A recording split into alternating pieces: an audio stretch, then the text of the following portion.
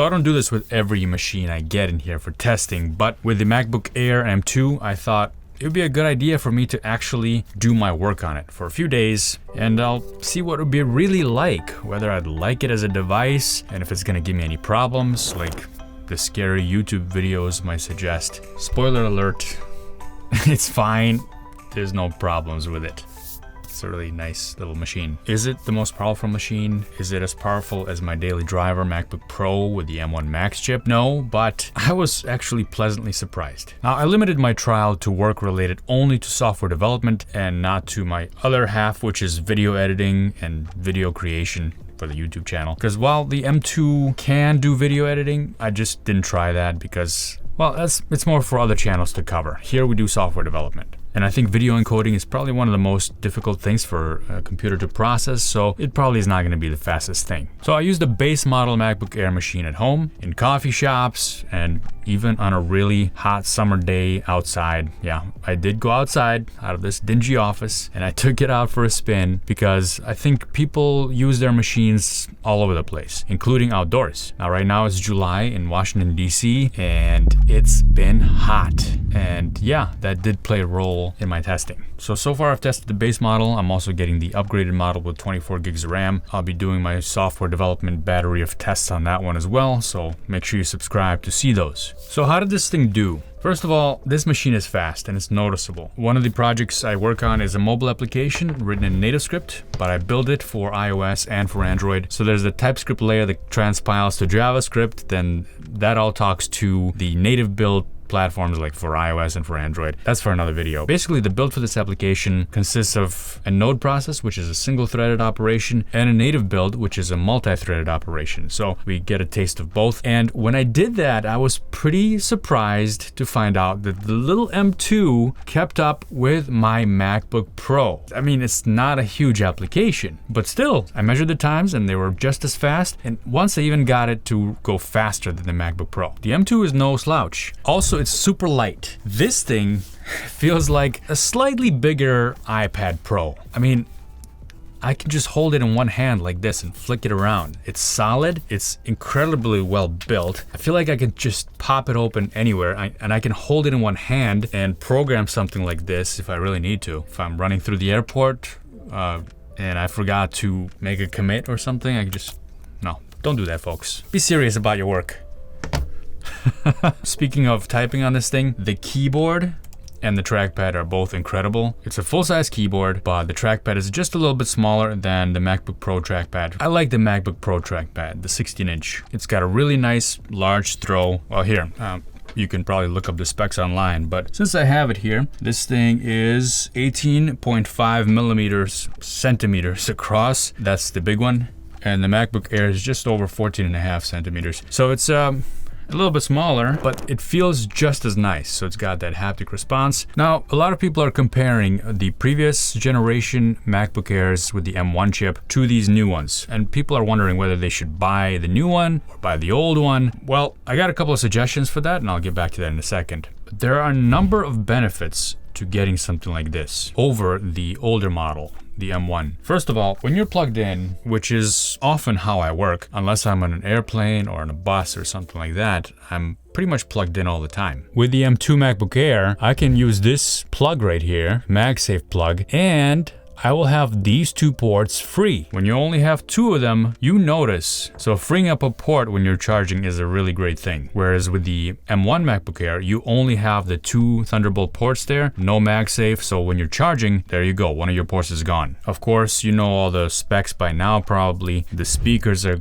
amazing on it. I'm just amazed that there's no grills, but the sound is just really good coming out of it. Now, you're not going to be doing professional audio stuff on it, but the sound is true. Like, it comes out more true than on the previous model where the mid-ranges are a little bit too in your face. Here, the frequency response seems to be, I didn't measure it, but it seems to be a lot more flat and more realistic. So if I needed to mix a YouTube video, the audio for it in a pinch, I could use those speakers. Now the camera on it is much better, of course. It's a 1080p camera and it's super noticeable. You might have seen that in my previous video. And of course, you get up to 24 gigs of RAM. Now, The previous model only allowed up to 16. Now, speaking of RAM, I did test only the 8GB version, right? So far, that's what I had, and I'm getting the 24 one. I'll do some RAM-related tests to see what is better and in what circumstances those are better. But I'll tell you what, it has not actually slowed me down. There's one particular situation that I haven't really used it for, and that's because I know it's probably not gonna work so well, and that's doing virtual machine, virtualization, also Docker. So I'll be doing those tests when I get my 24GB model in to see how that compares with the other machines. But if you're going to be doing virtualization,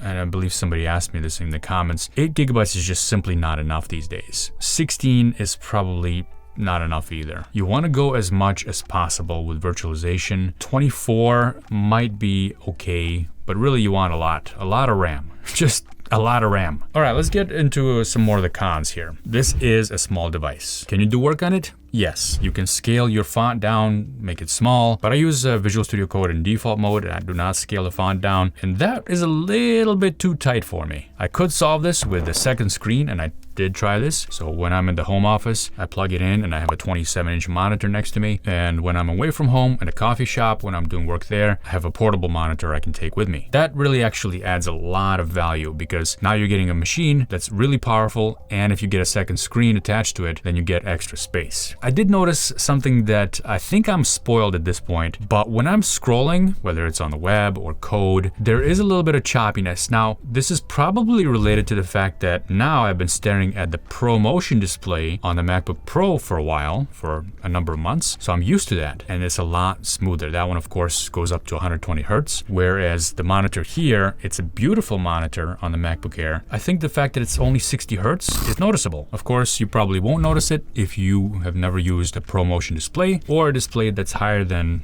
60 Hertz. Now, you've seen videos and you've seen probably my tests showing how there is some throttling that could happen here if you really push the machine with certain builds. If you haven't seen those, I'll link to some of those down below. But in my workflow, in my day-to-day work on this machine, I've never noticed a problem with throttling, with one exception, and that's when I took it outside. I did this a couple of times. I went to a coffee shop and I sat outside with it, which was really hot.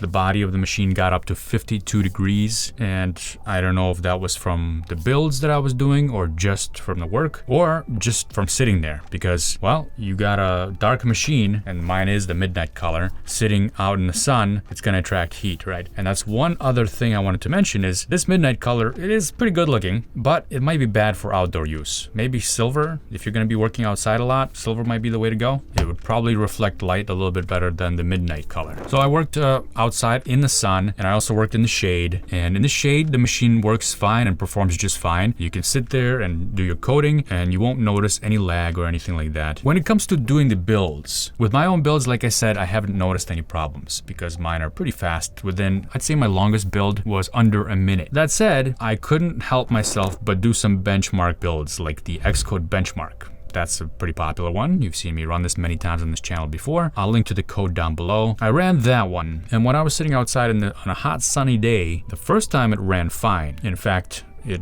finished in 138 seconds, which was just fine. Faster than the M1. But as soon as I ran it the second time, that's when problems started happening, and I've never seen times that slow. So Xcode benchmark in the sun on a MacBook Air M2, believe it or not, took over 400 seconds to build. So what's the bottom line here? Well, don't do benchmarks in the hot sun on a MacBook Air.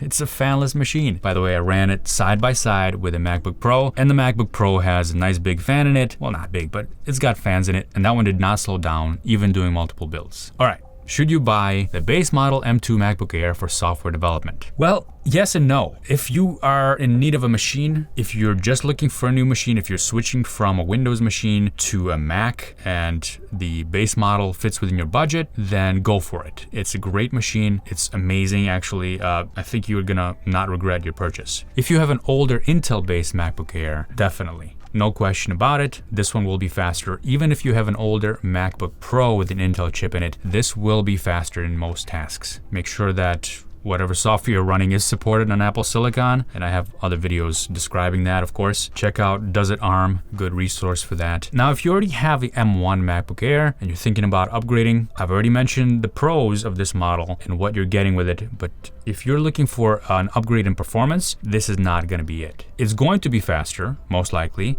in a lot of scenarios, but it's not going to give you that much better performance. Yeah, the M1 MacBook Air is still a good machine, and that's probably why Apple kept it around in the store, even now. If you don't have a machine at all, this is a really good buy, and it's gonna look good in a coffee shop. All right, folks, thanks for watching, and I will see you next time.